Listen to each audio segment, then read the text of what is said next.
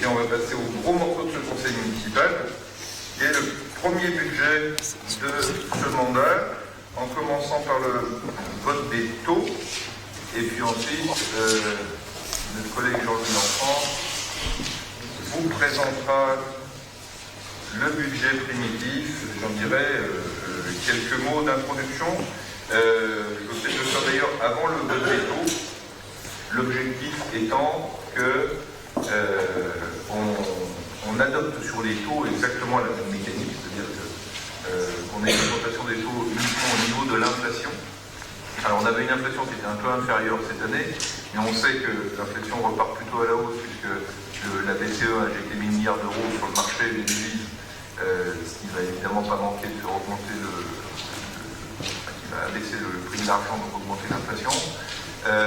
Et surtout puisque nous-mêmes nous avons une inflation interne qui est très supérieure à l'inflation de l'INSEE, parce que dans notre inflation interne, il y a les prix qui sont relevés par l'INSEE, comme les carburants, l'énergie ou les denrées alimentaires, mais il y a également une charge importante, qui est celle du personnel, qui, compte tenu des évolutions du GDP, est plutôt autour de 4%. Avec les avancements de grade et d'échelon. Donc la proposition est de maintenir exactement la même politique fiscale de très grande modération qui est appliquée depuis 2001 et qui a permis aux Ravoiriens de payer les taux et en particulier la taxe d'habitation la plus basse de l'agglomération.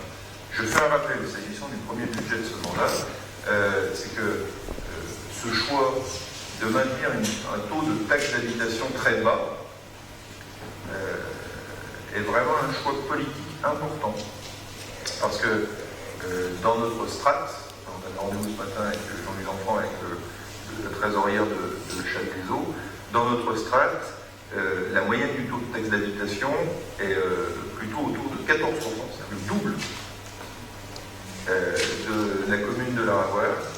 Mais s'agissant d'une commune, j'aime à le rappeler, qui a un revenu moyen par habitant parmi les plus bas de l'agglomération, contrairement à ce qu'on pourrait accroire. Et s'agissant d'une commune qui a plus d'importance de logements sociaux, il n'est évidemment pas question de récupérer en impôts les moindres loyers qui sont payés par un certain nombre de nos concitoyens. Donc, le foncier bâti est à un niveau normal, parce que le foncier bâti vaut pour tous les types d'habitation, et y compris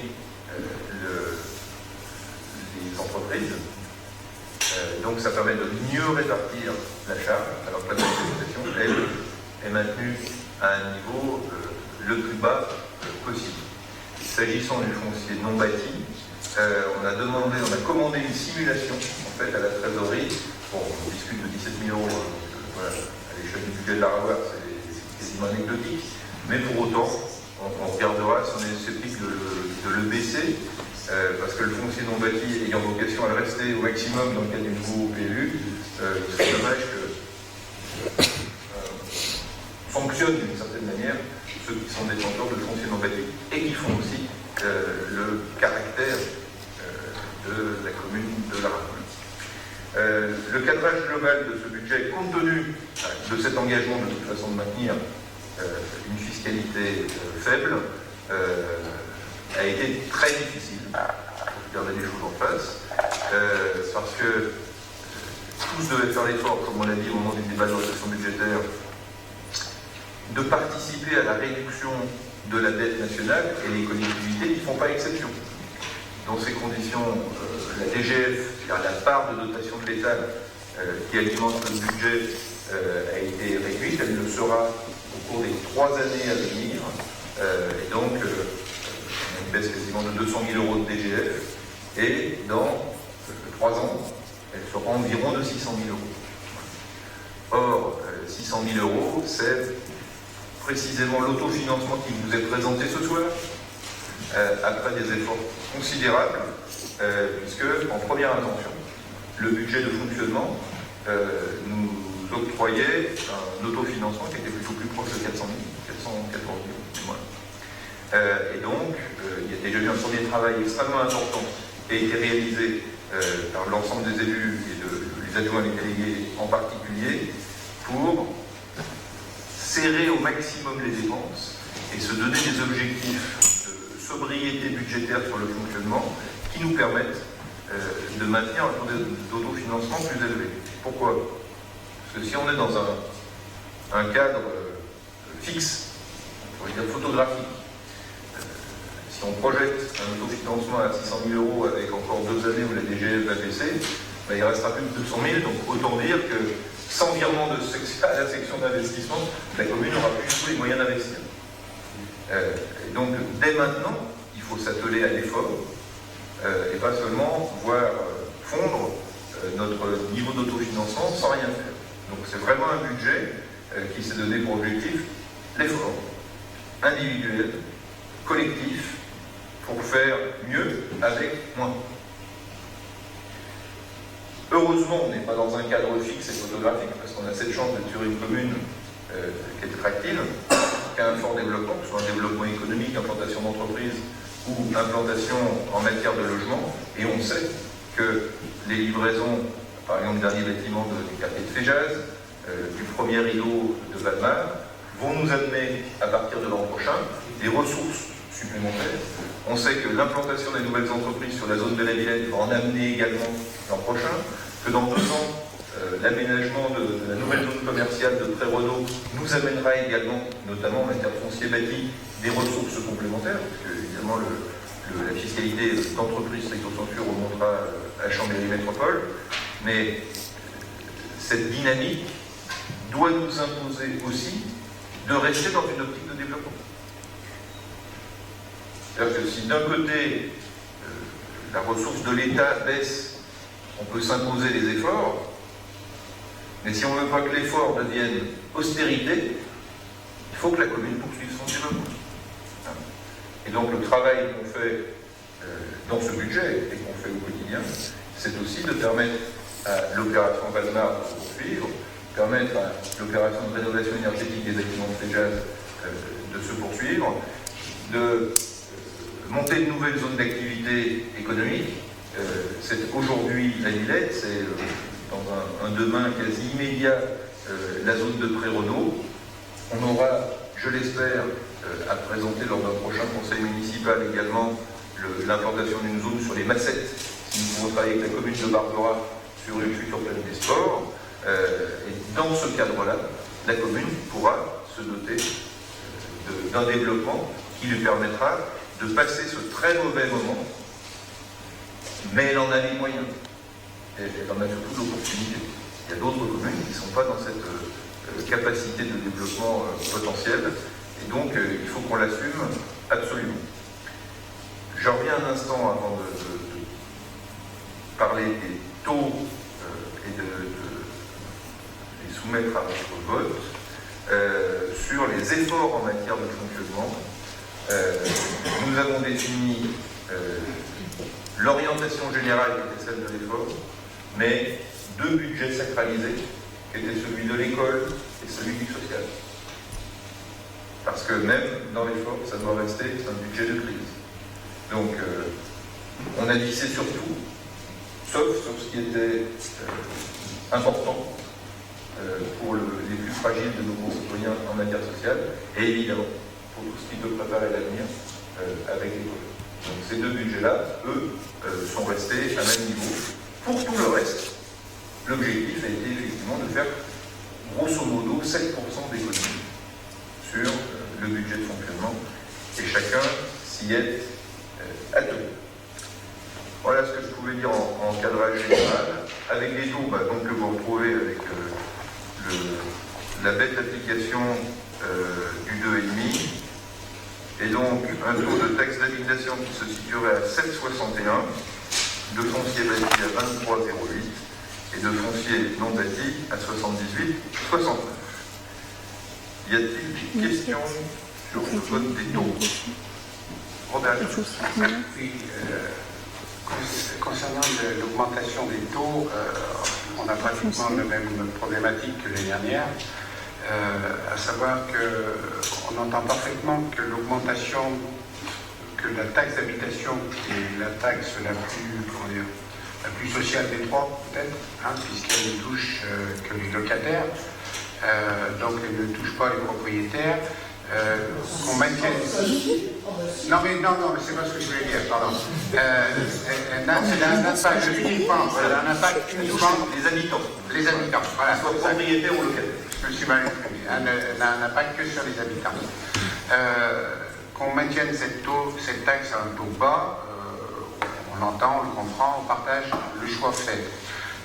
En ce qui concerne la taxe foncière bâtie, puisqu'en ce qui concerne le foncier non bâti, il est petit quand même, hein, le foncier non bâti est petit sur la commune.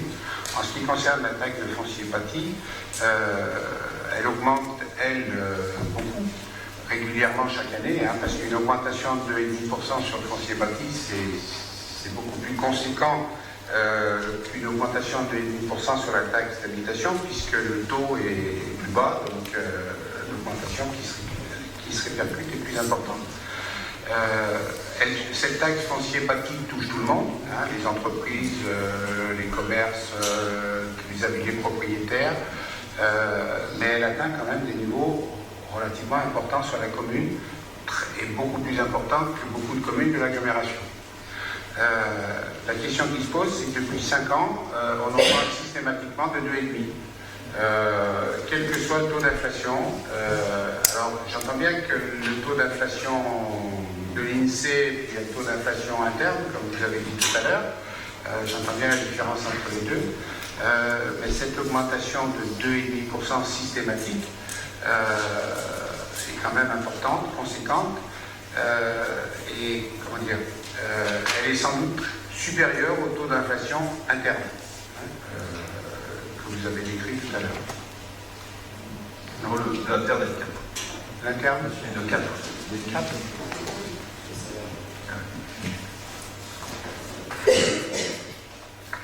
Alors pourquoi 2,5 systématiquement Parce que la moyenne sur 10 ans de l'inflation est de 2,5. Donc en fait. Non. Pas sur 10 ans, non. La moyenne depuis 2007, l'augmentation de l'inflation depuis 2007 à l'INSEE est de 10,63%. Depuis 2007. L'INSEE, l'inflation a progressé de 10,63% en 8 ans. Ça fait 6 exercices, si on a ça, on doit être à 18, et là, nous on est à 18,22. C'est-à-dire presque 12. Mais on reste, contrairement à ce que vous dites, dans une moyenne basse dans l'agglomération pour le foncier bâti. Pas sur la DH, oui, c'est sûr. Non, sur le foncier bâti. Sur le foncier bâti. De toute façon, c'est pas très compliqué. Si on dit qu'on n'augmente pas de plus de 2,5 la taxe d'habitation, mais qu'on veut augmenter de moins de 2,5 le foncier bâti, à la fin, il nous arrive un truc, c'est qu'on croise les skis. Parce que d'un point de vue, la rigueur mathématique, votre observation est parfaitement valable. Il se trouve que d'un point de vue budgétaire, si on baisse d'un côté et qu'on n'augmente pas de l'autre, forcément on va avoir un problème. Donc l'avantage de ce foncier bâti, je le répète, c'est qu'il porte sur tous. Et il n'y a pas meilleur impôt qu'un impôt à assiette large. Et s'adressant à tous, celui-là, effectivement, va permettre d'avoir un véritable retour pour la commune. Là, c'est 2 676 000 euros. Sur un cadre comme celui-là, pour un propriétaire de studio à la Ravoie, ça va représenter 7 euros par an, en gros. Donc à 0,80 centimes mensuels, on est dans un effort qui est loin de l'élasticité fiscale. Voilà. Et pour une entreprise, en fonction de la taille de son bâtiment, on ira peut-être jusqu'à 80 ou 90 euros. Donc on est à un équivalent de 7 euros mensuels pour l'entreprise. Je suis bien placé pour savoir qu'on a marre de payer toujours plus, mais pour autant, on est vraiment dans un effort qui est minuscule. Et je pense que d'autres postes budgétaires sur lesquels les entreprises peuvent trouver l'économie de 7 euros mensuels. Voilà. Donc c'est un vrai choix, je comprends. Mais dans la situation actuelle, si on veut rester avec une TH basse, il faut qu'on applique uniformément l'augmentation de 2,5 sur les 3. Est-ce qu'il y a d'autres observations sur ce sujet? Je mets donc ce vote des taux aux voix. Y a-t-il des oppositions, des abstentions? 4 abstentions qui sont ici adoptées. Donc Jean-Louis L'Enfant va nous présenter le budget primitif 2015. Alors, en préalable, c'est un budget primitif donc, qui reprend totalement les grandes orientations qui ont été débattues lors du débat de l'orientation budgétaire du 26 janvier et ce budget fait l'objet d'une présentation détaillée, d'ailleurs strictement identique à celle de ce soir à la commission des finances qui a eu lieu lundi dernier. Alors par rapport à cette commission des finances, vous avez donc le rapport qui a été diffusé, vous avez même des grands tableaux avec le détail et en plus là nous avons bâti en fond d'écran un petit PowerPoint qui lui reprend l'essentiel, c'est-à-dire les grandes lignes. Hein. Voilà. Donc ce budget primitif 2015 s'équilibre à hauteur de 9 240 465,47 € pour le fonctionnement et à 6 730 416,21 € en section d'investissement. Alors si on veut aller dans le détail, voilà. Alors ça c'était donc les grandes lignes du budget. Maintenant on va rentrer section par section et à l'intérieur de chaque section, recettes et dépenses.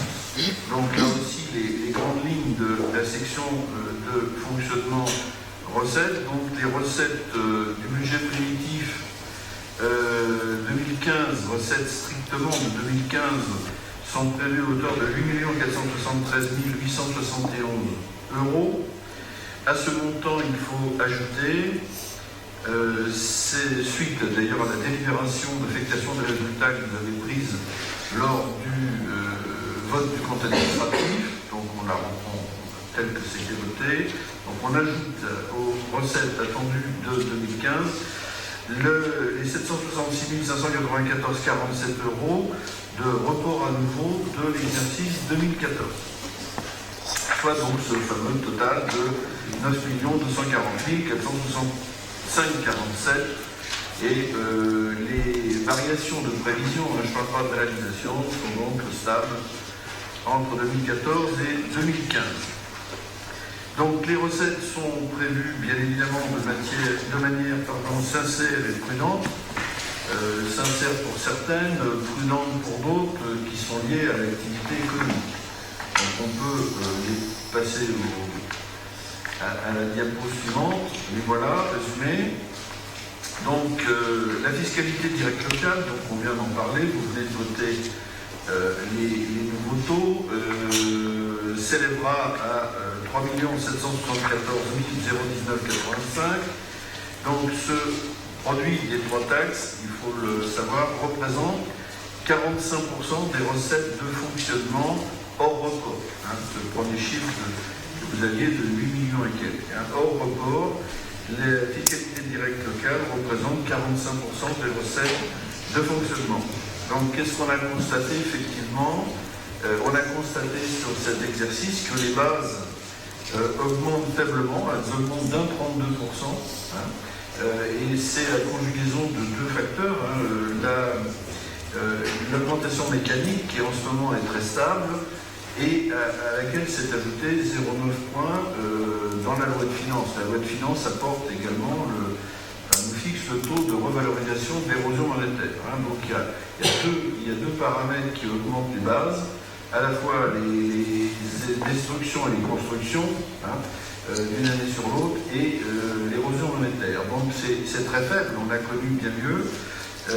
Donc on va avec 1,32 qui est lié effectivement au peu d'inflation et au ralentissement donc, sur l'exercice des mises en service de logement. Donc je notais qu'il était nécessaire de maintenir la progression des taux sur la base de 2,50, ce que vous venez de délibérer. Outre la fiscalité directe locale, nous avons les reversements de fiscalité en provenance de Champs de métropole, c'est la dotation de solidarité communautaire et l'attribution de compensation. Les deux qui sont figés depuis des années et pour des années, sauf bien évidemment modification dans les transferts de compétences. Donc ces deux ressources qui redescendent, c'est les produits de l'ex-taxe professionnelle, sont de 2 018 et 0,28 euros. C'est 24% de nos recettes, toujours de fonctionnement hors report. La fiscalité indirecte. La fiscalité indirecte, elle est estimée à hauteur de 425 109 euros, ce qui pèse pour 5% des recettes de fonctionnement hors report. Qu'est-ce qu'il y a là-dedans? Principalement les droits de mutation, la taxe locale sur la publicité extérieure et la taxe sur l'électricité. Donc ces trois produits font 425 109 euros. Là aussi, ce sont des produits directement impactés par le ralentissement économique, puisque moins de transactions immobilières, donc moins de droits de mutation, entre autres. L'énergie, c'est un pourcentage des consommations d'électricité, et la taxe sur la publicité extérieure, c'est celle qui frappe les pubs des manifestations ou permanentes des entreprises.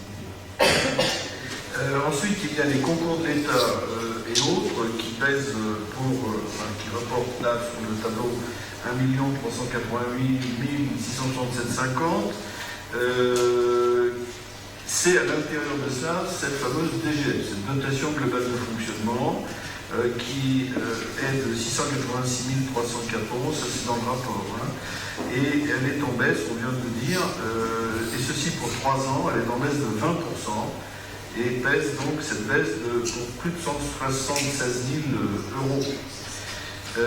Ça, c'est dans le cadre du plan de redressement des finances publiques françaises.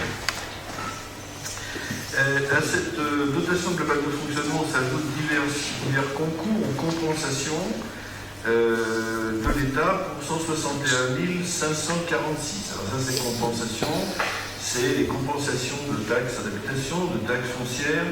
Ce sont des compensations que l'État apporte suite à des décisions nationales d'abattement sur la fiscalité locale. L'État a relevé, entre autres, par exemple, certains seuils pour être exonérés de la taxe d'habitation. Donc ça, ce sont des mesures nationales et que prend l'État, je dirais, de manière unilatérale. Donc il compense la perte de revenus des collectivités. Voilà. Donc ces participations de l'État et autres collectivités, ce sont des subventions diverses qui peuvent venir du département, qui peuvent venir de la région, etc., sur des projets autres que d'investissement. Cet ensemble-là donc, représente 16%, et 1 388 000, 16% des recettes de fonctionnement, je dis toujours hors report. Il y a également les revenus de la commune. La commune a un patrimoine, elle a des revenus de loyer, elle a aussi tous les produits, j'allais dire entre guillemets, de l'exploitation, c'est-à-dire toutes les recettes en provenance, par exemple, de la culture, des spectacles, les participations, donc quand vous payez votre entrée. Et il y a également là-dedans l'encaissement de toute du parascolaire, c'est-à-dire les garderies, la restauration scolaire. Ça, ce sont les revenus de la commune. Donc ces revenus représentent 7%, c'est 612 000 euros, 7% des recettes hors report. Et enfin, pour être complet sur les recettes de fonctionnement, nous avons une recette exceptionnelle, je l'ai précisé, elle est de 140 282 euros, surtout pour dire que nous ne la retrouverons pas l'année prochaine. Il s'agit tout simplement d'indemnité d'assurance, de solde de l'indemnité d'assurance sur le sinistre du clubhouse des tennis. Voilà. Bon, elle est exceptionnelle, mais en face, nous aurons bien évidemment la reconstruction qu'on verra tout à l'heure en investissement. Voilà pour les principales recettes de fonctionnement. Côté dépenses. Côté dépenses de fonctionnement, là, on a distingué, donc vous savez que le budget est forcément équilibré section par section, donc on va retrouver un total de dépenses égal au total des recettes. Simplement, bon, côté dépenses, on fait une distinction entre ce qu'on appelle une dépense réelle, celle qui génère des flux financiers, c'est-à-dire que là, l'argent qui vient sortir de la commune, et des dépenses d'ordre, c'est-à-dire qui tournent à l'intérieur du budget, qui sont une dépense pour la section de fonctionnement et une recette pour la section d'investissement. Donc à ce titre, les dépenses réelles vont s'élever à 8 197 691,47 €. Et à cela, il faut ajouter donc les dotations aux amortissements de nos immobilisations, évaluées pour l'instant à 441 533 €.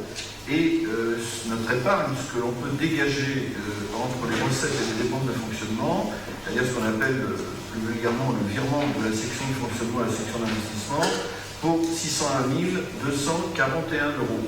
Donc le petit 1 et plus le petit 2 donne 1 042 774, on ajoutera au 8 100 000, mais c'était pour vous montrer donc le montant de notre autofinancement. Alors, simplement, petit commentaire sur ce montant. Malheureusement, est à mettre en relation avec la baisse de la DGF. Ce autofinancement brut, on précise brut, puisque avant de concourir au financement de nouveaux investissements ou d'investissements en cours, il faudra prélever là-dessus, nous verrons tout à l'heure dans les dépenses d'investissement, le remboursement au capital des emprunts. L'autofinancement doit d'abord assurer le remboursement au capital des emprunts, et donc une fois qu'on a remboursé les emprunts, on a l'autofinancement net, celui qui va pouvoir servir à de nouveaux investissements. Donc il est en baisse de un peu plus de 15%, il est en baisse de 193 006 €. Vous avez vu les 176 000 € de la DGF, donc c'est ça qui nous impacte l'autofinancement. Alors si on veut rentrer un petit peu dans le détail des dépenses de fonctionnement, des grandes masses, notamment la masse salariale, qui est estimée à 5 176 803 €, qui pèse pour 63% des dépenses réelles. Là on revient sur le premier chiffre des dépenses réelles de fonctionnement. Il n'y a pas de progression de la valeur du point. C'est tout simplement, il y a deux paramètres, c'est le GVT, ce qu'on appelle le glissement vieillesse technicité, c'est les variations du statut de la fonction publique, et des recrutements. Alors c'est par ailleurs l'impact en année pleine des recrutements qui ont été faits en 2014, on n'avait que pourcentage de l'année. On vous les cite dans le rapport: une puéricultrice à 50%, un gardien de police, un agent administratif habitant et l'animatrice pour enfants handicapés. Il y a aussi dans l'impact de la variation de la base salariale les évolutions législatives ou réglementaires, donc hausse du SMIC, les revalorisations indiciaires en les amendes GVT, les cotisations retraite, etc. Il y a l'impact des nouveaux rythmes scolaires. Et pour l'année 2015, il y a la programmation de 2 emplois, un poste de cadre pour le secteur éducation et vie associative et le remplacement d'un cadre B au service technique. Donc l'impact du GVT, plus en année pleine des recrutements 2014, plus les décisions nationales, législatives ou réglementaires, plus les prévisions, les projets de recrutement pour l'année 2015. À la masse salariale, on a également un gros paquet. Ce sont les dépenses de gestion courante qui sont regroupées sous un chapitre 10 et 11. On y trouve là les achats, les prestations de services, les contrats de maintenance, l'énergie, les télécommunications, etc. Donc, ce secteur est prévu à hauteur de 2 189 468 €, soit 26,70% des dépenses réelles. Donc là, comme l'a dit M. le maire, un très très gros effort a été engagé. Tous les postes ont été replacés au peigne fin pour contenir, voire réduire certaines dépenses. Et donc cette progression des dépenses courantes de gestion courante est de 1,12%.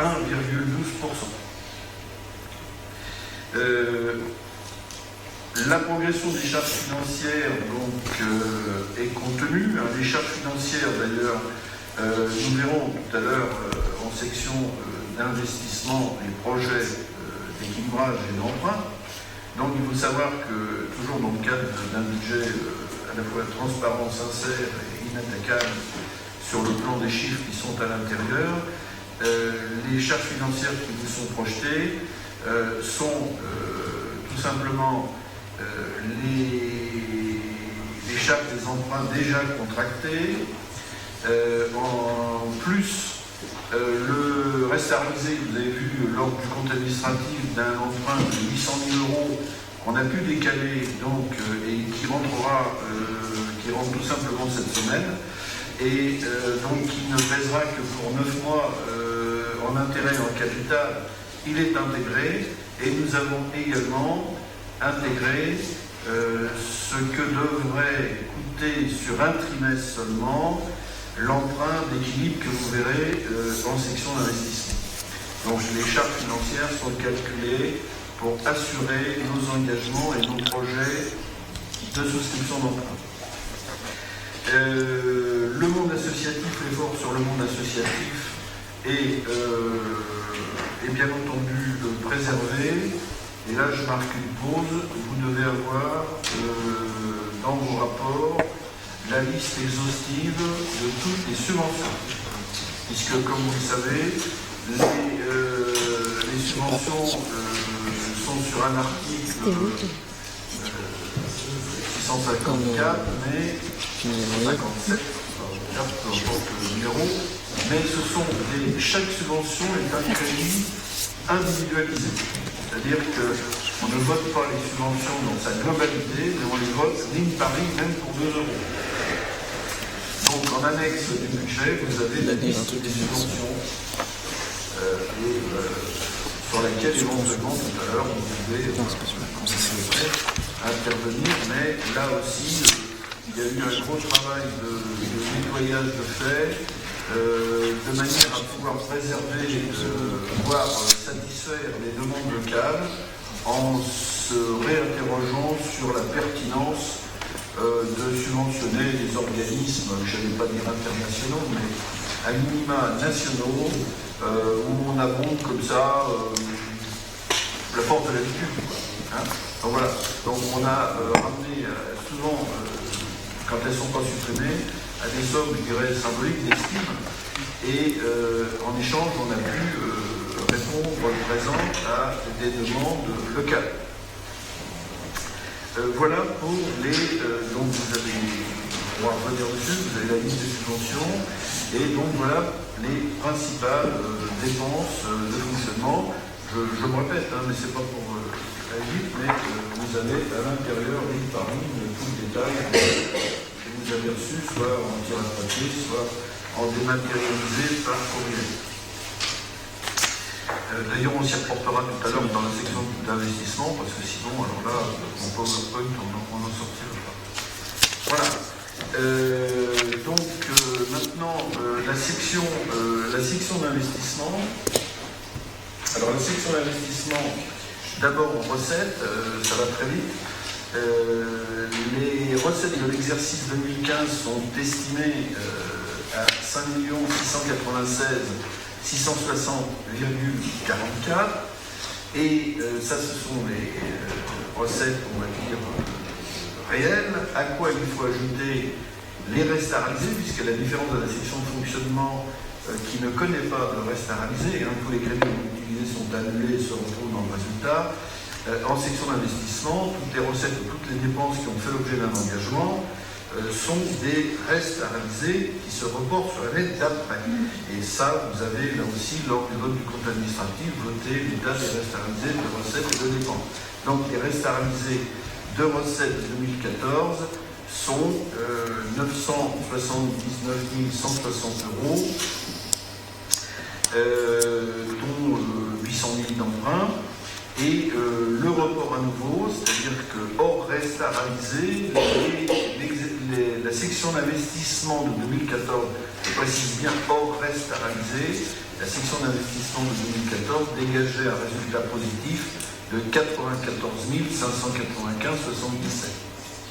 Ce n'est qu'après avoir ajouté les restes à réaliser de recettes et les restes à réaliser de dépenses qu'on est tombé en négatif et qu'on a un besoin de financement, ce fameux besoin de financement qui est financé par prélèvement sur l'affectation des résultats. D'accord ? Et la section stricto sensu de 2014 dégageait un résultat positif de 94 000. Donc les recettes de 2015, 5,6 millions, les recettes en reste à réaliser 979 160 et un report à nouveau de 94 595,77. Le tout fait donc notre section d'investissement recettes que je donnais en entrée à 6 770 416,21.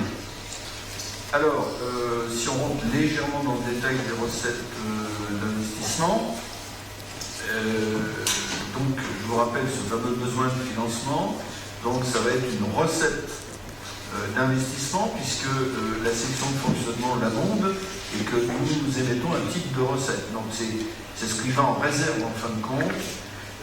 C'est donc une recette de la section d'investissement qui par ailleurs doit, quand il y en a un, intégrer en dépenses télévisives.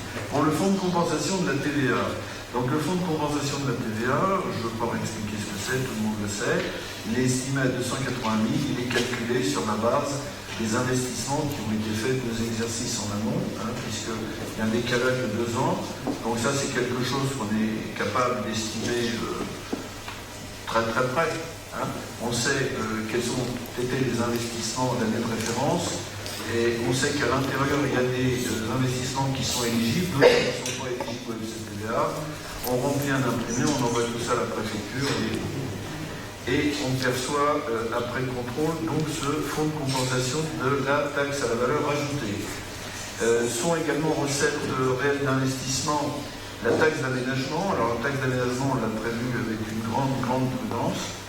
C'est le même problème que les droits de mutation au fonctionnement. La taxe d'aménagement d'investissement, elle est liée effectivement au permis de construire. Ils se sont légèrement raréfiés ces 2 ou 3 dernières années. La créance sur la SAS, c'est quoi? Bon, c'est tout simplement la vente des terrains de Valmar à la SAS qui ont fait l'objet d'un accord de paiement sur une échéance de 10 ans. Donc, on a un dixième de 183 560 euros que l'on a titré. Donc, le fameux emprunt, je vous disais, reste à réaliser. Donc, l'emprunt de 800 000 que nous avons pu ne pas souscrire l'an passé, depuis le contrat est signé et parce qu'on ne pouvait plus le reculer, on a obtenu de tirer cet emprunt que pour le 31 mars, alors concrètement c'est le 26, parce que ce sera des remboursements tous les 26 à échéance trimestrielle.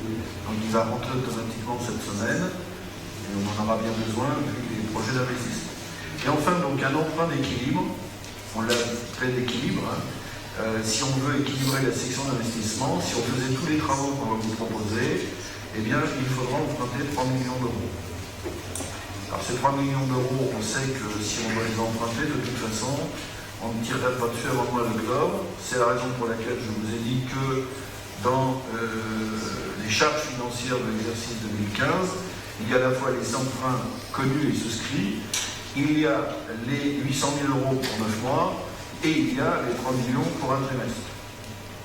On l'a calculé sur la base de l'emprunt. Alors l'emprunt de 800 000, il est souscrit au taux de 2%, 15 ans taux fixe.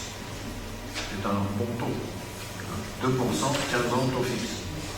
Et donc on a fait les calculs, on a tout simplement fait les simulations sur 3 millions, 15 ans, 2% taux fixe. Bon, si on peut faire mieux, on fera mieux. Hein, voilà. Donc, mais ça, c'est un équilibre. Il n'y a pas de contrat, il n'y a même pas de consultation des membres pour l'instant. Voilà pour les principales recettes principales et totales des deux recettes réelles d'investissement. Alors maintenant, les dépenses d'investissement.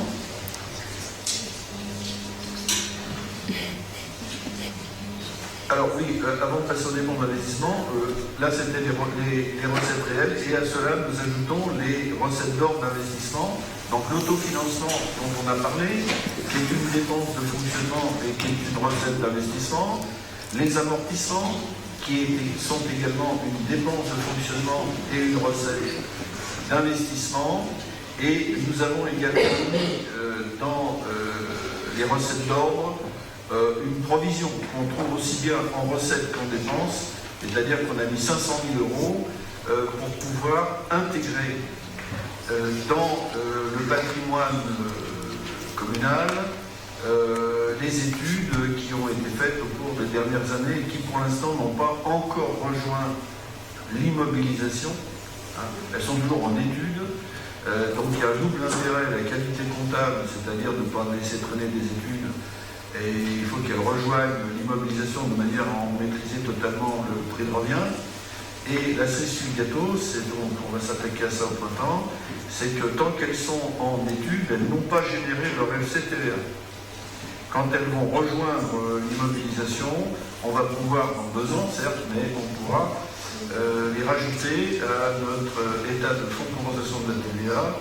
À titre indicatif, il y a 1 200 000 € d'études, et apparemment elles ont toutes été suivies d'un investissement. Donc, parce que les études qui auraient été faites, je ne dirais pas faire des études pour des études, mais enfin qui finalement on renonce à faire l'investissement, ces études qui n'ont pas généré de FCTVA doivent être amorties et réintégrées par le jeu de l'amortissement en section de fonctionnement. C'est-à-dire on les passe à perte de profit, ni plus ni moins. Voilà. Et donc il y a un stock d'1,2 million et on est à peu près certain que le 1,2 million sont des études qui vont générer du fonds de compensation de la TVA. Donc pour faire ces écritures, je vide les études et je les mets dans les immobilisations. C'est une recette d'investissement et une dépense d'investissement. Donc c'est du circuit fermé, mais si on n'a pas les crédits, on ne peut pas les faire. Voilà. Alors les dépenses maintenant d'investissement. Les dépenses d'investissement donc de l'année 2015 stricto sensu vont s'élever à 5 171 880,21. Donc à quoi il faut rajouter ces restes à réaliser de dépenses de 2014, 1 598 536 €, et le total, toujours qu'on donnait en introduction, c'est un total de cette section d'investissement de 6 770 416,21. Alors qu'est-ce qu'il y a, si on rentre dans le détail de la section d'investissement,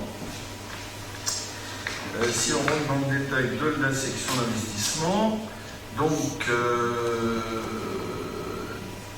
on se débarrasse tout de suite des dépenses d'ordre, on aurait pu les mettre à la fin, mais le plus intéressant c'est ce qui viendra après.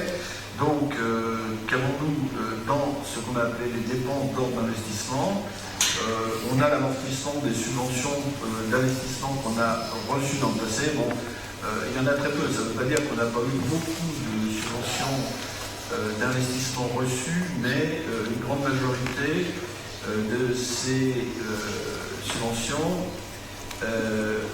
ont généré des immobilisations qui elles-mêmes ne sont pas amortissables, parce que dans les budgets communaux, nous n'amortissons à titre obligatoire que les biens mobiliers renouvelables.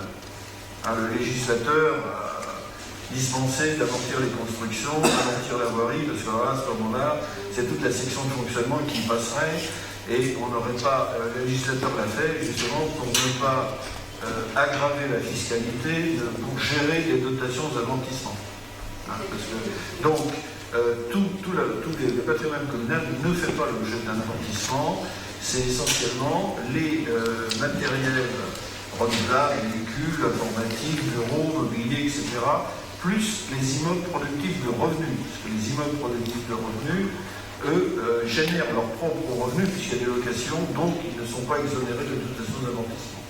Donc, si on amortit les subventions d'équipement reçues, à l'inverse, nous devons aussi amortir les subventions d'équipement versées.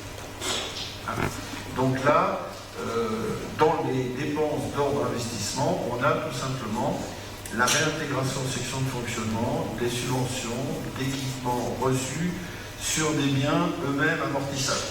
Il y a une sorte de parallélisme. Donc c'est pour ça que la somme est très faible. Et puis de retrouver, ce que je disais tout à l'heure en recette, 500 000 € pour pouvoir intégrer les études. Dépenses d'ordre d'un côté, recettes d'ordre de l'autre. Voilà. Donc une fois qu'on a évacué les dépenses d'ordre d'investissement, c'est pas ce qui est le plus intéressant, on a effectivement maintenant les dépenses, les principales dépenses réelles d'investissement, donc qui s'élèvent, proposition 2015 plus reste à réaliser 2014, à 6 258 151,21 €. Alors qu'est-ce qu'il y a là-dedans? Là, je vais vous renvoyer à l'état que vous avez reçu, parce que le budget est...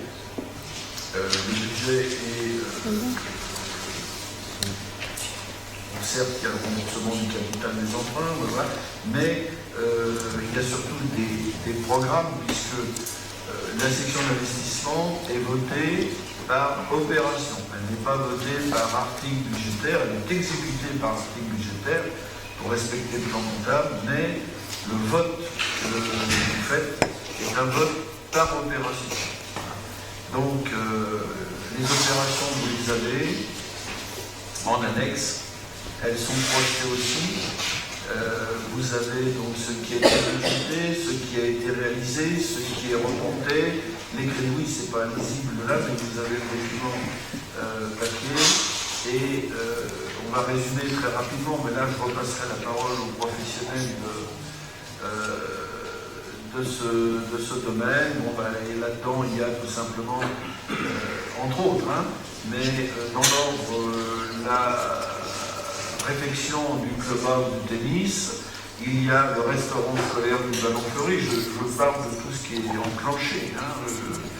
Il y a l'aménagement, la fin de l'acquisition et de l'aménagement de la salle de la résidence senior.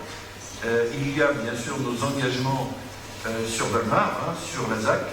Voilà. Et ensuite, un certain nombre d'opérations pour lesquelles je repasse la parole à M. le maire et à son adjoint chargé des travaux. Merci beaucoup. Mais quand tu parles, on se sent plus intelligent. Tout est limpide. Donc, non, on ne va pas allonger plus, parce que vous en avez pris connaissance. On va résumer, synthétiser en disant que, grosso modo, on a deux grands blocs. Un bloc d'investissement lié au développement dont on parlait tout à l'heure, c'est-à-dire toutes les opérations liées à Valmar et en particulier l'îlot 1. On a fait le choix dans la mesure où le pôle santé voulait s'installer sur la dernière partie à la place du centre commercial, de faire les acquisitions immobilières. Donc en plus des locaux de la résidence senior, on a les locaux ex-pôle santé devenus trop petits. Donc là, il y a une étude d'ailleurs qui figure dans le budget pour savoir comment on va exploiter ces mètres carrés-là. On savait que de toute façon, on était obligé à un moment d'acquérir des mètres carrés dans Valmar pour pouvoir y remettre la salle Villard Valmar, pour y mettre le CCAS, pour y mettre le dojo, pour y mettre le café poussette, c'est-à-dire en fait tous les activités et prestations qui étaient sur le centre commercial. Donc on le fait maintenant et de le faire dans 2 ans. C'est pas forcément la bonne année, mais de toute façon, la commune a des capacités financières pour le faire. Donc on le fait. Ça, c'est le premier bloc donc, autour de Saint-Denis.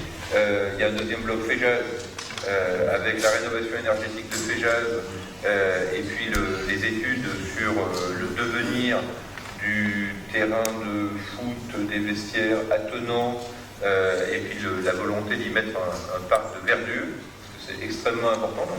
C'est pas ce qui pèse le plus lourd, mais c'est vraiment partie des opérations d'ensemble d'investissement sur Fejaz qui participent aussi au développement. Et le troisième pilier dans ce bloc développement, c'est le restaurant scolaire de Vallon-Fleury, puisqu'il faut évidemment qu'on termine la tournée après Préhibou, Fejaz, et que désormais on soit sur Vallon-Fleury avec un très beau projet sur lequel travaille Thierry Gérard actuellement. Donc ça, on va dire que c'est le bloc développement. Et puis après, il y a un bloc récurrent. Le bloc récurrent sur nos PPI, nos programmations pluriannuelles d'investissement qu'on a déjà présenté l'année dernière. Donc une PPI de voirie, une PPI conteneur semi-enterré, une PPI sentier, une PPI éclairage public, une PPI enfouissement. Donc là, qui sont des dépenses, on va dire récurrentes. On sait que chaque année, il faut que la commune entretienne son patrimoine, l'améliore, le développe. Et donc, c'est pour ça que tout à l'heure, quand je parlais des grandes masses budgétaires, c'est important de garder ça à l'esprit. Aujourd'hui, nos PPI pèsent 5 à 600 000 euros en fonction des dépenses à engager, des dépenses prêtes, non prêtes, chaque année. Donc il ne s'agit pas demain de se couper les mains parce qu'on ne sera pas en capacité de faire des virements à la section d'investissement et donc de même plus pouvoir assumer ce qui serait l'investissement de base dans l'entretien du patrimoine de la Ravoir. C'est une observation que je fais parce qu'il y a beaucoup de communes qui aujourd'hui ne font pas ce choix-là. C'est-à-dire qu'ils investissent dans du neuf, mais ils n'entretiennent pas l'ancien. Et donc, à un moment donné, la facture tombe. Donc, il faut toujours qu'on ait à l'esprit que, de toute façon, un budget d'investissement minimum pour la Ravoir, hors reste à réaliser et reprise, de toute façon, tournerait autour de 1 million d'euros, quoi qu'il arrive. Donc, c'est bien, c'est un bel exploit d'injecter 6 millions d'argent public en investissement sur une année de crise comme l'année 2015. Mais de toute façon, il faut bien avoir à l'esprit que même si on n'avait pas dû acquérir les mètres carrés du centre-ville avant 2 ans, de toute façon, le budget d'investissement courant, c'est 1 million. Le budget d'investissement productif plus le courant, ce serait 3 millions. Cette année, on est une année particulièrement pandémique. Et c'est bien parce que c'est quand même l'année ou jamais où il fallait faire des contrats cycliques. C'est-à-dire qu'à un moment, on pouvait mettre un peu d'argent public dans l'économie, dans la mesure où l'économie en a besoin. Voilà. Y a-t-il des questions? Oui, un peu.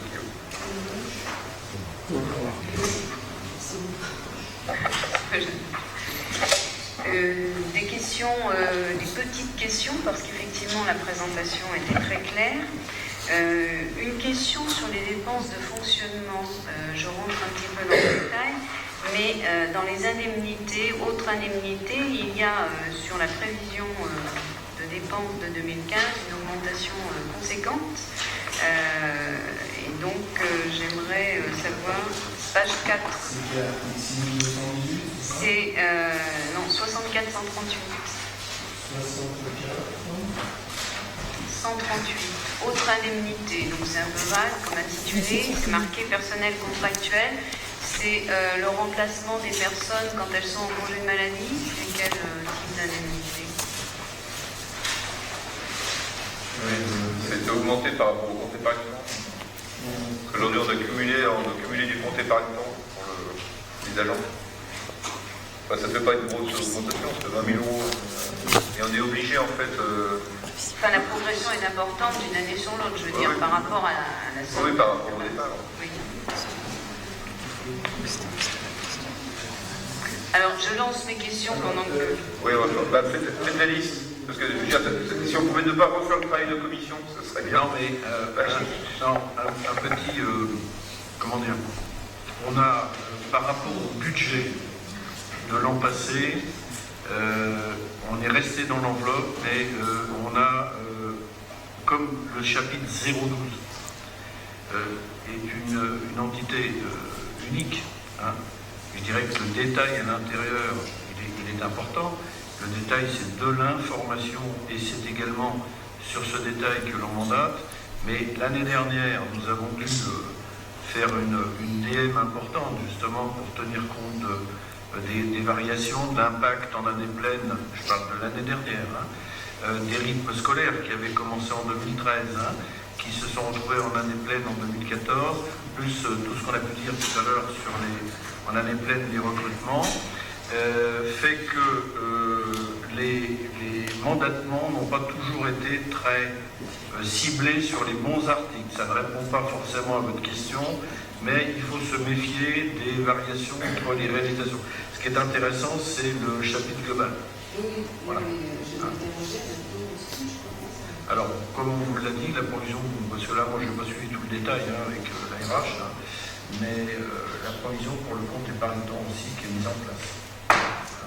Et qui est à la fois, je ne sais pas si c'est une nouvelle vision réglementaire, mais en tous les cas, c'est une grande sagesse de manière à ne pas avoir une bombe à retardement le jour où les personnels en demanderont le paiement. S'ils le prennent en congé, c'est très bien, mais le jour où ils souhaiteront valoriser financièrement leur stock, effectivement, il sera intéressant d'avoir mis l'argent de côté, d'avoir une provision.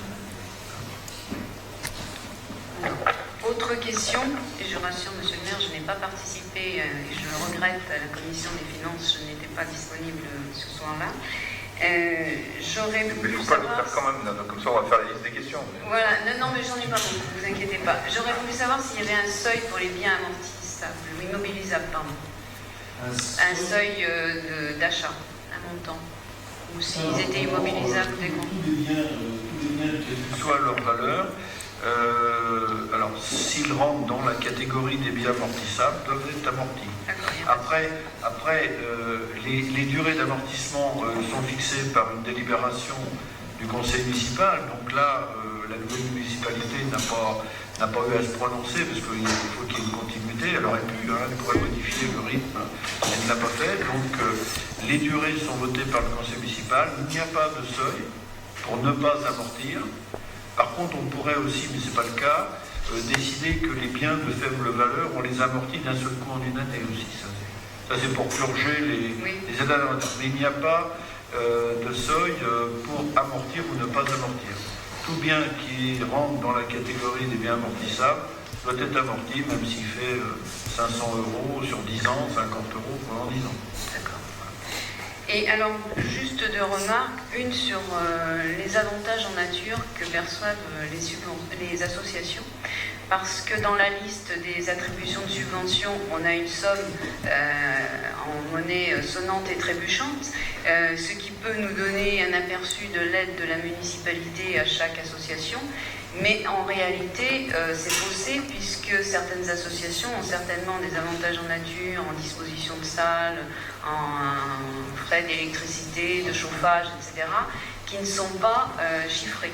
Et c'est vrai que si nous avions un tableau avec les subventions en monnaie sonnante et trébuchante et en plus l'estimation des avantages en nature, nous pourrions savoir effectivement ce que chaque association représente comme charge, je dirais, pour la collectivité, et nous pourrions avoir une idée véritable de l'aide que nous apportons aux associations qui pour l'heure n'est pas forcément dans l'ordre dans lequel on pense les choses et on voit les choses si on ne regarde que les subventions en espèces.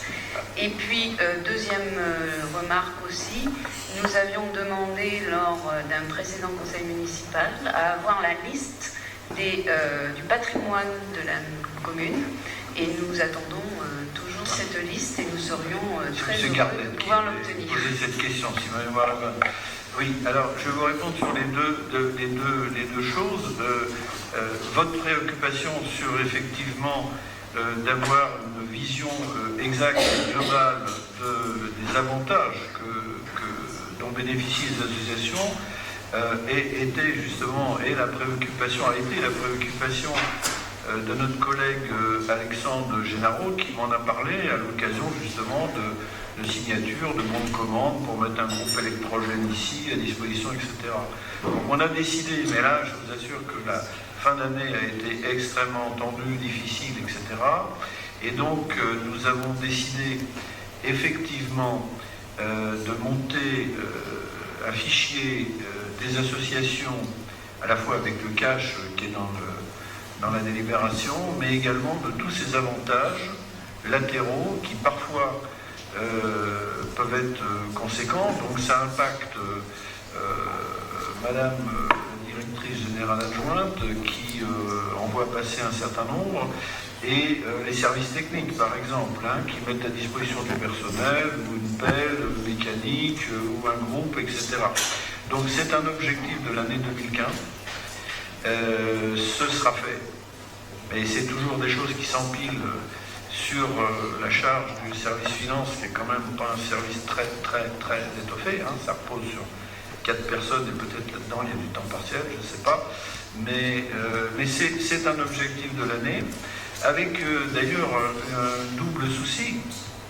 C'est que vous savez qu'une association qui perçoit 23 000 € et plus de subventions doit faire l'objet d'une convention dans laquelle les deux parties exposent ce qu'elles attendent l'une de l'autre. Donc, effectivement, Alexandre s'en est inquiété de savoir que quelqu'un qui frôlerait les 23 000, mais avec... et la trésorerie aussi, pour tout vous dire, ce fut une de nos discussions ce matin. Donc ça, c'est dans nos objectifs. Et puis ça permettra peut-être à des associations qui pleurnichent de leur dire il y a ça, certes, mais il y a ça aussi. D'accord. Donc ça, c'est pas moi qui vais faire tout le travail, mais c'est pour ça que je ne veux pas trop m'engager pour les services, mais c'est notre objectif de l'année. Vous aurez en fin d'année un compte rendu de cela. Sur le point de l'inventaire, alors là, bien sûr, vous savez, dans toutes les trésoreries de France et de Navarre et dans toutes les communes, c'est la chose qui pique, comme on dit, comme disent les jeunes aujourd'hui. C'est un travail de Romain, donc on est dessus, là aussi, tous les ans, on en tire. Les intégrations des études en font partie, les intégrations également des travaux, qui pour l'instant dorment dans des comptes travaux en cours, et qui doivent rejoindre les comptes. Alors là, ils ont récupéré le CTVA, mais ils sont toujours en travaux en cours, alors que ce sont des biens qui sont en service depuis des années. Les ramener dans le compte 21, il y a un gros travail à faire. Cela étant, pour tout ce qui est mobilier, matériel, etc., puisqu'il est amorti, on en a un état détaillé. Donc, laissez-nous encore un petit peu de temps pour qu'on y recense. On a même des ambitions, alors je ne sais pas si on ira au bout, mais puisqu'il y a une artothèque, c'est de recenser également, alors qu'ils ne le sont pas, toutes les œuvres d'art que la commune possède, que ce soit en mobilier urbain, demain dans le cadre du 1% culturel, c'est ça, il y aura certainement des choses à Valmar, mais il y a des œuvres ici ou là, alors il y en a des mineurs, mais il y en a certaines d'artistes ravoiriens qui sont cotés. Donc l'idée aussi, cette idée est venue quand il a été décidé de prêter des œuvres, et il faut tout simplement les recenser. On va essayer de les recenser, on va essayer de les valoriser forfaitairement, et à ce moment-là d'améliorer l'inventaire. On n'amortira pas, puisque les œuvres d'art ne s'amortissent pas par des choses. Voilà. Donc, c'est pas un vœu pieux l'inventaire. En tant qu'ex-trésorier, je peux vous dire que c'est mon dada, mais c'est lourd. Mais on y arrivera avant la fin du mandat, peut-être avant. Voilà.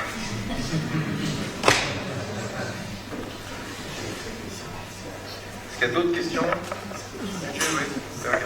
Oui, une question qui s'adresse à Monsieur le maire plutôt qu'à Monsieur Lorcan.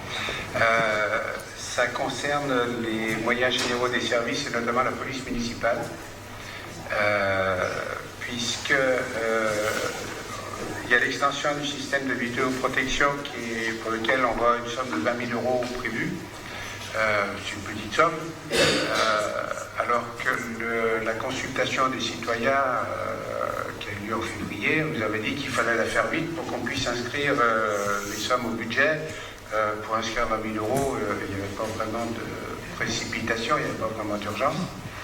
Puis deuxième point, c'est l'armement de la police municipale. c'est l'armement de la police municipale qui en apparaît, 10 000 euros. Ce qui voudrait dire que la préfecture aurait autorisé la commune à armer sa police municipale. C'est pas la préfecture, Enfin, le préfet.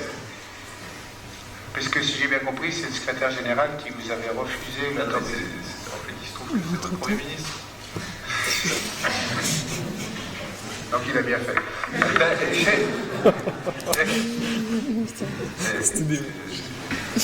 Je pense que c'est jamais bien de réagir de façon émotionnelle. Il n'en reste pas moins que l'émotionnel peut parfois conduire à des décisions utiles. Et le Premier ministre et le ministre de l'Intérieur ont fait passer une circulaire dans toutes les préfectures autorisant l'armement des polices municipales suite aux événements du mois de janvier. Et donc c'est pour ça qu'on a fait une réinscription budgétaire. S'agissant des 20 000 euros, en fait, ce sont les frais d'études qu'il nous fallait absolument intégrer, en sachant que les investissements caméras soit feront l'objet d'une DM parce qu'on sera en capacité de le faire au mois de septembre, soit seront inscrits plutôt sur 2007. Donc on n'en a pas fait l'inscription budgétaire maintenant. Les 20 000 euros, c'est vraiment la fin de l'étude, notamment pour faire le lien avec le CSU de Chambéry et des communes de Chambéry Métropole. Voilà. Donc là, on est sur les 170 000 euros à investir. On ne sait pas si ce sera à cheval sur les 2 années ou seulement sur une. Donc on a préféré être plus prudent comptablement et n'inscrire que les études de faisabilité.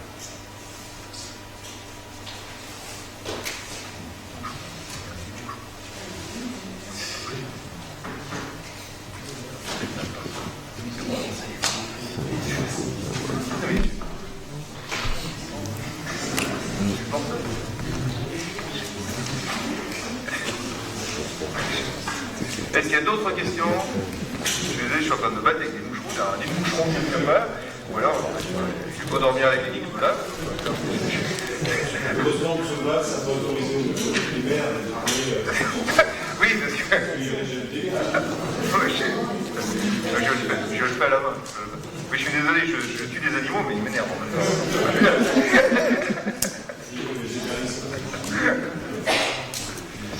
Bon, s'il n'y a pas d'autres questions, je vais donc mettre ce budget aux voix. Y a-t-il des oppositions? Y a-t-il des abstentions? Il est ainsi adopté. Pour terminer sur cette séquence budgétaire, je voulais vous dire que la trésorerie municipale de Châles a fait l'objet d'un audit de la Chambre régionale des comptes et que la commune de la Ravoire n'a fait l'objet d'aucune observation sur la gestion 2002-2012.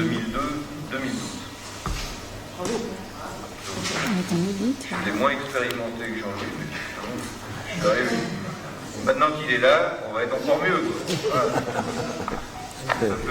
Non, mais c'est très bien parce que c'est l'occasion de saluer aussi le travail des services, ceux qui engagent, ceux qui payent, ceux qui comptabilisent, ceux qui analysent,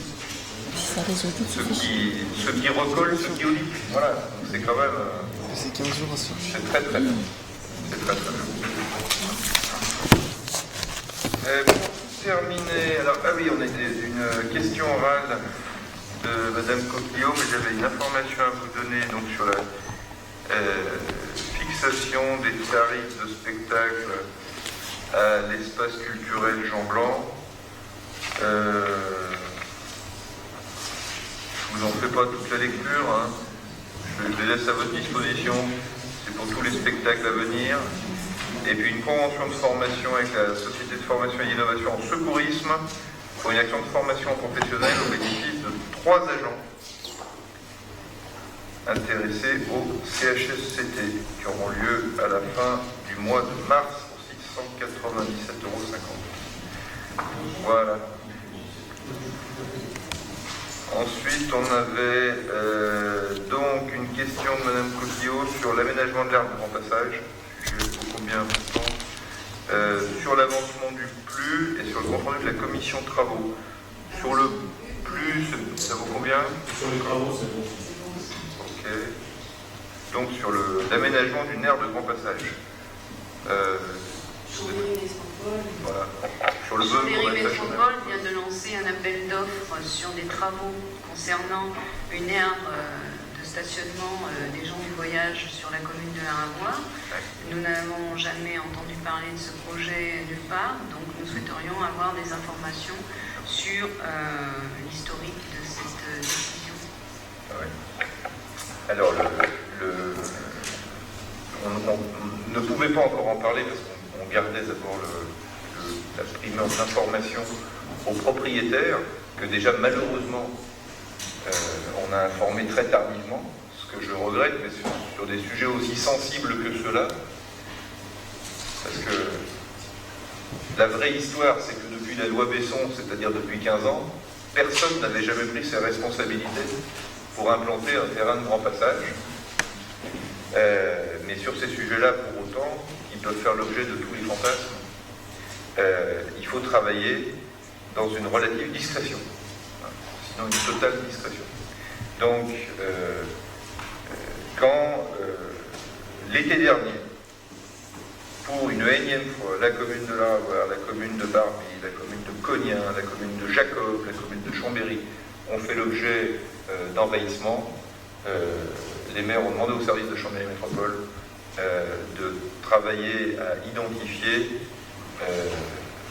plusieurs emplacements possibles pour implanter un terrain de grand passage, en sachant, Marc Chauvin dirait mieux que moi, lui qui occupait ses responsabilités dans le précédent mandat, que le préfet nous mettait une pression très forte, puisque la communauté d'agglomération d'Aix-les-Bains s'était déjà dotée d'une aire de grand passage, et que la loi prévoyait que chaque EPCI devait disposer d'une aire de ce type.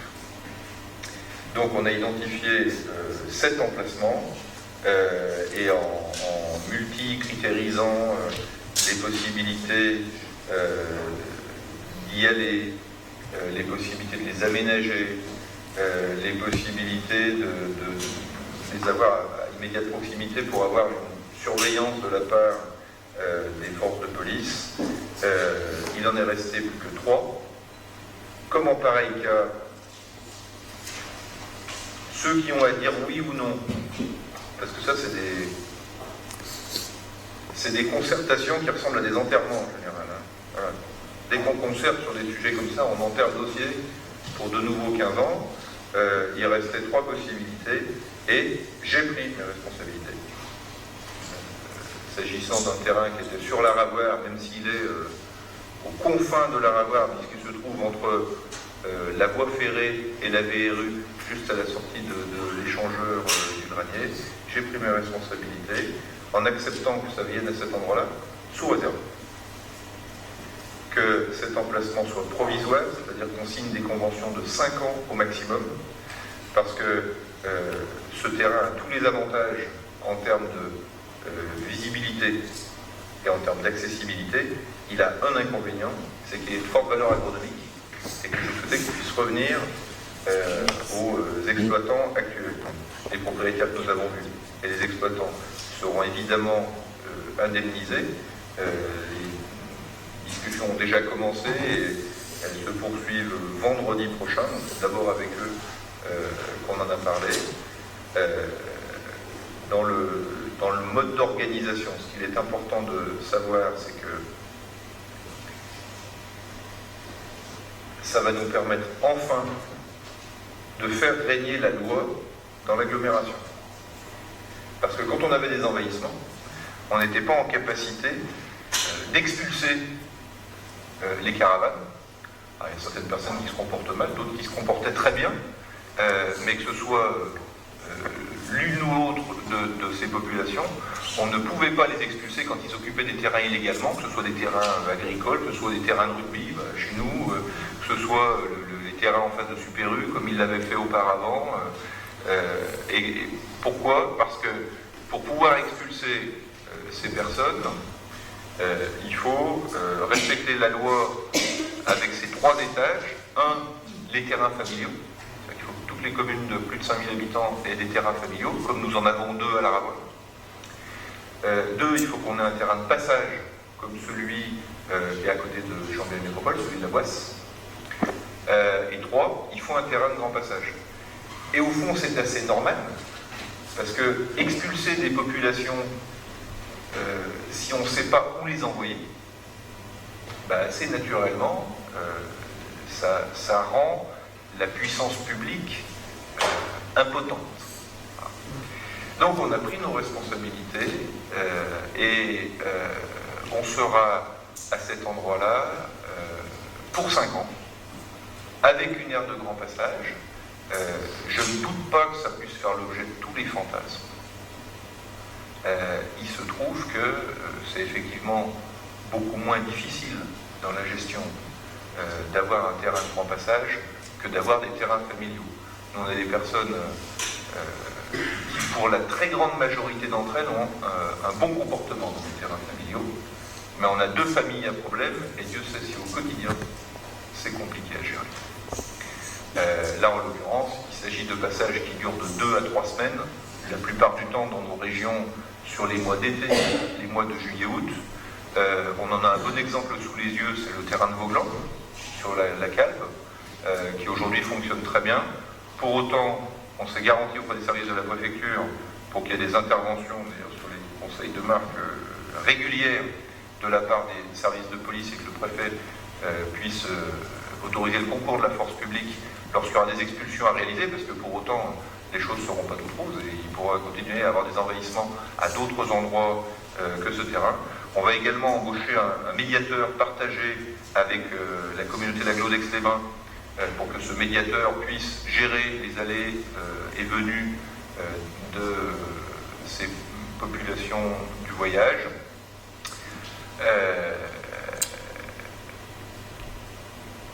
Mais je veux dire que ce n'est pas qu'une contrainte, que ce n'est pas qu'une nuisance, gens du voyage.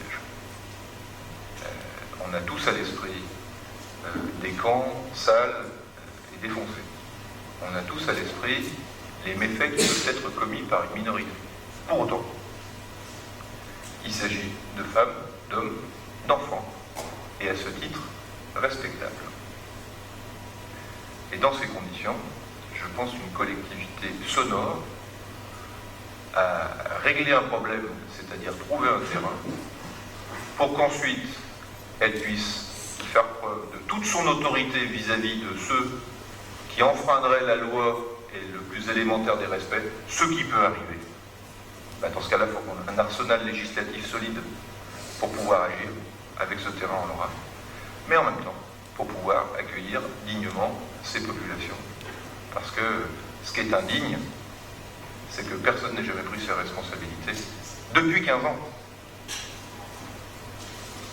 Dans une agglomération qui était présidée par le père de la loi, pour qu'enfin on l'applique.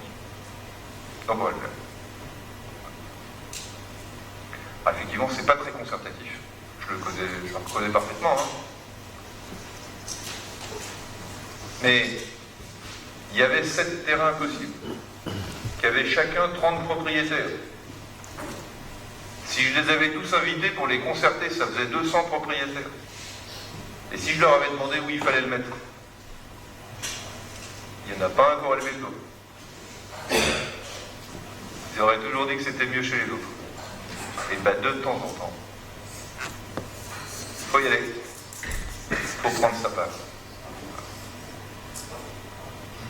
Oui, Gérard. Oui, j'ai un problème évidemment avec le contenu de ce projet et l'urgence de se mettre, de montrer qu'on respecte la loi pour pouvoir la faire respecter à nos concitoyens. J'ai juste 2 questions parce que j'ai été saisi à la fois lors de mes permanences électorales. C'est un sujet très chaud du côté de Saint-Valdoc notamment, puisqu'il y a même des pétitions qui circulent, j'ai découvert ça.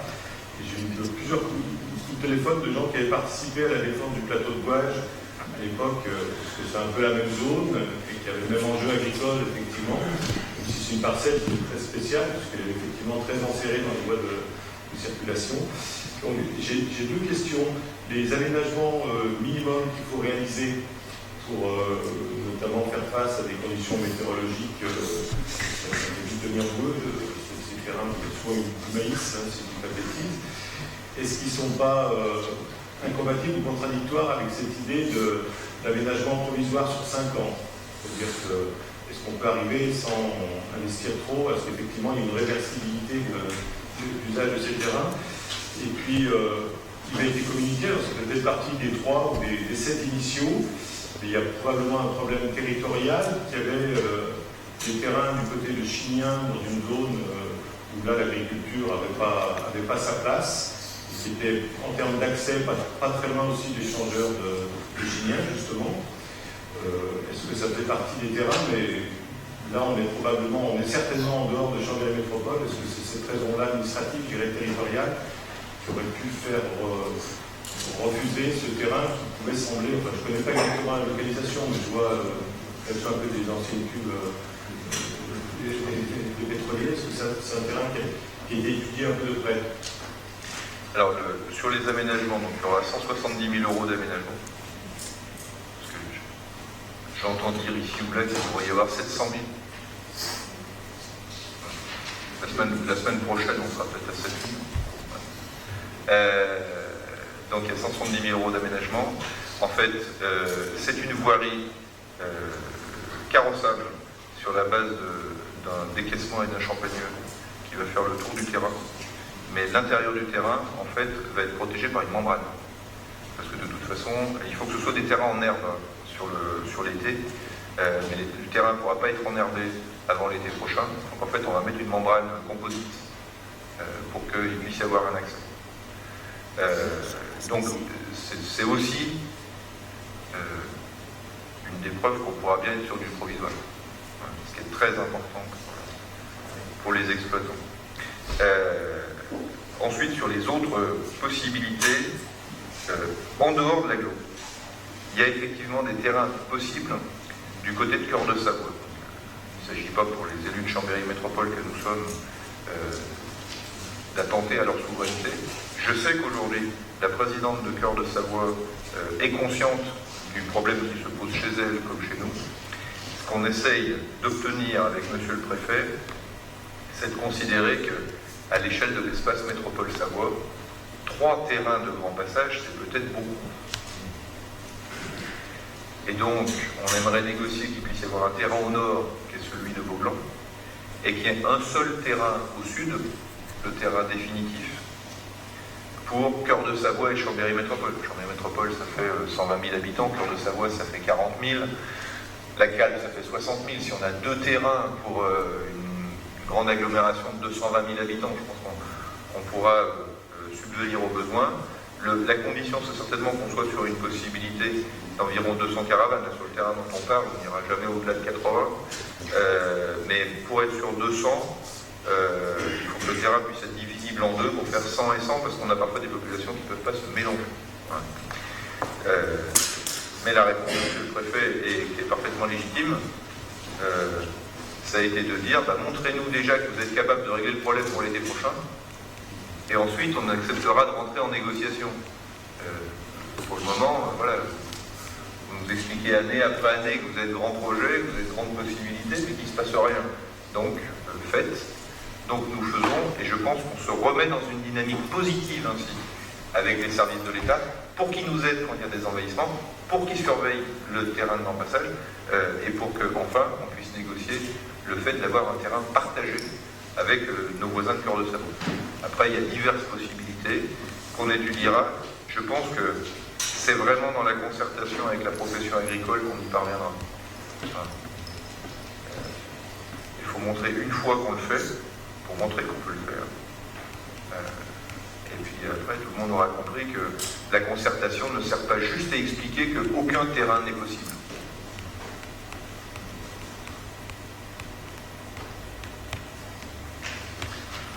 Voilà, sujet important. Oui.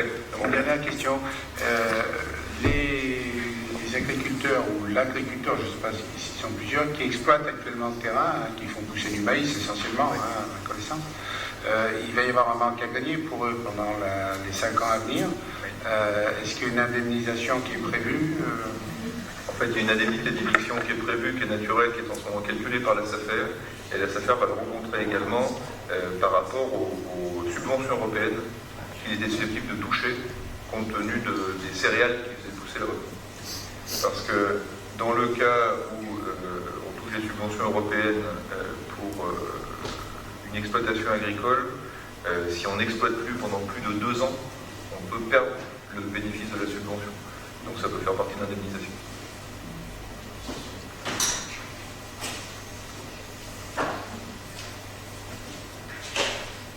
D'autres questions sur le sujet?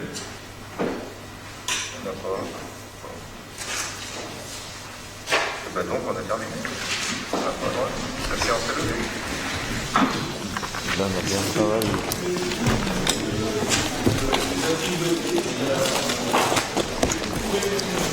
S'il est clair que le sujet peut-être, tu commences à en parler avant d'avancer, s'il est clair, il est mort.